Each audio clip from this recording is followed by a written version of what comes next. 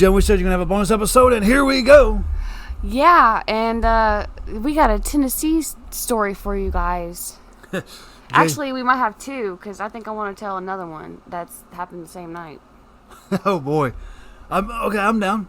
And in case you don't know, I'm JBG. And I'm one. And here we go. Okay, so the first one that I would like to tell, if anyone is familiar with Vic the Bruiser, he is a really sweet guy on the outside of the ring, but once he's inside the ring, he's very, very, very violent. And I would not want to be in his way or make him mad. What town were we in? Springfield, Tennessee? Springfield, Tennessee. At the Armory. Yeah. And I think I was about 3 months in the business. And, I'm green. And Vic, and I was really small when I first started wrestling. Like, I'm small now, but I was even smaller. And Vic did a fall-away slam to me because I was managing Johnny at the time. We were babyface. Yeah, we were babyface. And he threw me, and, I was in the air forever. But, it looked devastating, whatever. The ref carried me back to the ring, or back to the back. And so this... yeah. And she came back there and was like, can you come out and tell my daughter that you're okay? And blah, blah, blah. And me not thinking about it, I was like, yeah, okay, I'll tell her, because the kid was crying or whatever. And so Johnny and Vic, you could tell this part. Vic looked straight at me. And, Chloe wasn't thinking about it, and I wasn't either. Vic just devastatedly beat the dog shit out of both of us. So Vic looks at me and he goes, Johnny, you know what I got to do? And I trained Chloe. I brought her in the right way. I said, Vic, do what you got to do. So Vic, with one boot off, comes running down the hallway. With his dirty yellow sock. Jumps Chloe. And just beats her down in front of this kid.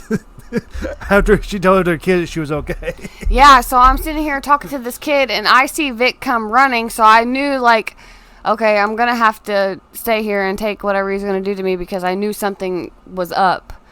So he knocked me down and kicked the crap out of my arm and left a giant bruise on the back of my, what is this? Your tricep. Yeah, my tricep with this dirty yellow sock. I'll never forget that. But the thing is this, is after that happened, I came out to make the save. We set up a big angle. We all go to the back. You went up to Vic. You shook his hand. I asked him why he did it, and he told me why he did it. And I said, I didn't think about that. I thank you for telling me, and, I learned I never did that again. You didn't cry about it? No. You didn't bitch about it? No, you took the criticism, you used it, you learned from it, and you gained respect from Vic that night. Yeah. And ever since then, Vic could beat you up without worrying about it. Yeah. But he always took care of you. Yeah, he did. He was always, Vic never told me what he was going to do to me. It was always, I'm just going to pick you up and you're going to go with me. And, that's how I learned body language. Yeah. So Vic taught me body language, I'm not great at it, but, I know, if you're going to put me if you're going to do a DDT to me, I know what you're going to do. You don't have to call certain things to me. That's what I mean by that. Right, yeah. You bought in old school. Yeah. Yeah, he taught you more how to work old school. Yeah. And then what about the kid? Was he a kid? I say he was a kid. He looked young. Who even was he? I don't know. I never heard his name. I never even heard him announce the guy. Who did he wrestle? The kid that came with him, who I also did not know. Okay, so, we got Team McTrouble. The biggest way... Oh, go ahead and... Yeah, we got Team McTrouble. Team McTrouble was myself, Gator McAllister, and Vic the Bruiser.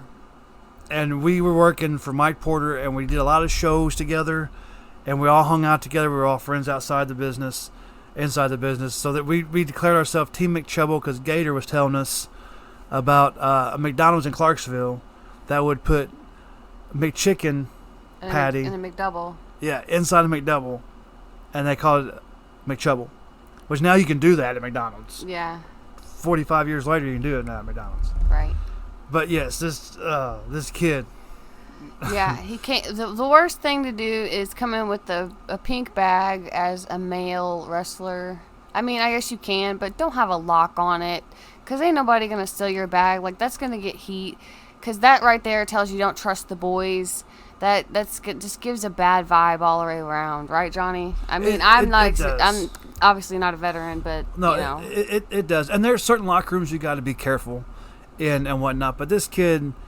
He came in. He didn't shake hands with none of the guys. He didn't say hi to nobody. He was very antisocial. Yeah, he sat there and he made it a point to show everybody. The wrong way to come in. You obviously are supposed to shake hands with everybody. That's proper etiquette. And his thing that set everything off was he made sure to make a display that he was locking his bag. Yeah. You know, which no one cared if he locked it, but just the way he did it and stuff made it like, hey, kind of gave off the impression that I'm better than none of you. Yeah, I'm better than you, and I don't trust none of you. Which, if you're coming to a show, you need to be careful what you have, you know, and don't be dumb and bring all your money with you and stuff. Unfortunately, there's some bad seeds out there, but there's a pretty good locker room that night. But that kid, and then the kid didn't even get the hint when he was getting ribbed. Yeah. But ladies and gentlemen, we just wanted to come on here. We wanted to give you a small little taste of what you may be hearing about, what you may be not seeing, because it's a podcast. But stay tuned. We just taped the first episode before we taped this one. It's great. I feel like everything went smooth. It's raw. We want to be raw. We want we want you to hear our mistakes. We want you to hear us thinking. We're not going to come out here and be the super produced, you know. I don't know how to say it. Super produced, overly fake. I guess is the best word. One ain't fake. You're getting a real JBG in one. Right. Stay refocused, guys.